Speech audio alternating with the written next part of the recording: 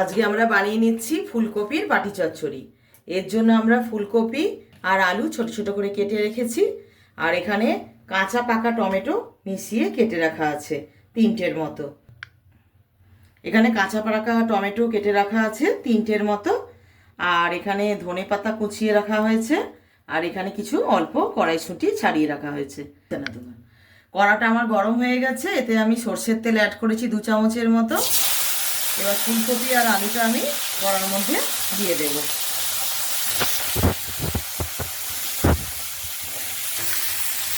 শীতকালে রাত্রিরে রুটি দিয়ে বা গরম ভাতের সঙ্গে এই ফুলকপি আলুর বাটি চচ্চড়ি খুব সুন্দর খেতে হয়।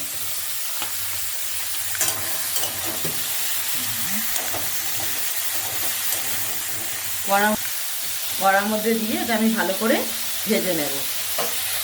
এর মধ্যে অল্প করে পরিমাণ মতো নুন দিয়ে দেবো।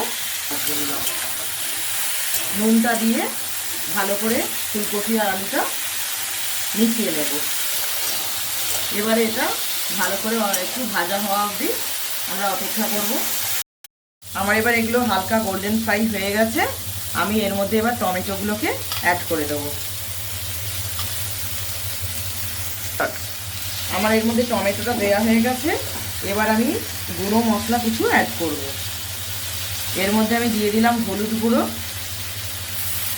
পরিমাণ মতো হলুদ গুঁড়ো এখানে দিয়ে দিলাম, আর আমি এতে দিয়ে দিলাম 1/2 চামচ মতো ধনে গুঁড়ো, আর এতে অ্যাড করলাম 1/2 চামচ মতো জিরে গুঁড়ো। এগুলো আমি ভালো করে ফুলকপি আর আলুর সাথে মিক্স করে দেব। আর আমার যেহেতু আদা পেঁয়াজ রসুন লঙ্কা সমস্ত বাটা আছে, সেটা আমি অ্যাড করব এতে, সেই জন্য আমি আর গুঁড়ো লঙ্কাটা ইউজ করলাম না, কারণ ঝালটা বেশি হয়ে যাবে। এই যে আমার আদা পেঁয়াজ রসুন লঙ্কা, তার সাথে একটু অল্প করে আমি দিয়েছি টমেটো, সব কিছু নিয়ে আমার বাটা আছে বাড়িতে।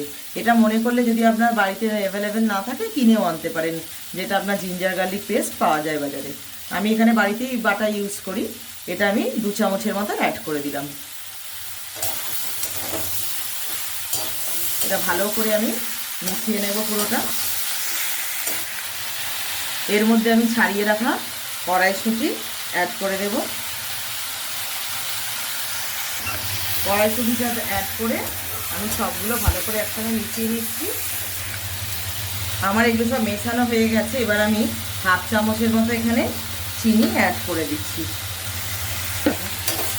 টমেটোটা এবার আমার প্রায় মিশে গেছে তরকারির সাথে। টমেটোটা মিশে গেলে জানবো আমার কষাটা কমপ্লিট হয়ে গেছে। আমার চ্যানেলে যদি ভিডিওগুলো আপনাদের ভালো লেগে থাকে তাহলে অবশ্যই কিন্তু লাইক আর সাবস্ক্রাইব করতে ভুলবেন না। এটা আমি ভালো করে কষিয়ে নিয়েছি। এতে আমি কিছুটা সবজি মশলা অ্যাড করে দিলাম।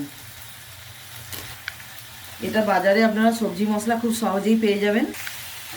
আমার চ্যানেলের প্লে লিস্টটা অবশ্যই আপনারা চেক করে নেবেন। এবার আমি এতে জল অ্যাড করব। এতে আমি 2 মগের মতো জল অ্যাড করে দিলাম।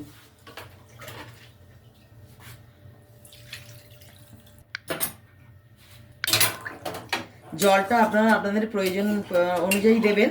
অনেকে একটু ঝোল খেতে ভালোবাসেন, আমি একটুখানি কমই দিয়েছি। এর মধ্যে আমি অল্প করে আরেকটু নুন অ্যাড করলাম। এর ওপরে আমি একটু ধনেপাতা কুচনো ছড়িয়ে দিলাম। এবার আমি ওপর থেকে ধনেপাতা ছড়িয়ে দেওয়ার পরে এটা আমি 10 মিনিটের জন্য ঢাকা দিয়ে দেব। তরকারিটা আমার পুরো রেডি হয়ে গেছে, ফুলকপি আলুর বাটি চচ্চড়ি। এবার আমরা এটা আমি ওপর থেকে 2টো কাঁচা লঙ্কাও চিড়ে দিয়ে দিয়েছি। এরপরে আমরা এটা, এই যে আলু পুরো সেদ্ধ হয়ে গেছে, এবার আমরা এটা নামিয়ে নেব। ফুলকপি আলুর বাটি চচ্চড়ি আমার এখানে রেডি হয়ে গেছে। রাত্রিরে ডিনার বা ভাতের সঙ্গে এটা খুব সুন্দর একটা ডিশ। এটা আপনারা অবশ্যই একবার ট্রাই করে দেখবেন। আর তার সাথে গোল গোল করে আমি বেগুনও এখানে কটা ভেজে নিয়েছি রাত্রিরে রুটি দিয়ে খাওয়ার জন্য। আমার বেগুনও ভাজা রেডি হয়ে গেছে ফুলকপি আলুর বাটি চচ্চড়ির সঙ্গে। খুব সুন্দর একটা রাত্রিরে খাওয়া দাওয়া ব্যাপার। যদি আপনাদের ভালো লেগে থাকে আমার চ্যানেল, পরবর্তী রান্না দেখার জন্য অবশ্যই চ্যানেলটা লাইক সাবস্ক্রাইব করতে ভুলবেন না।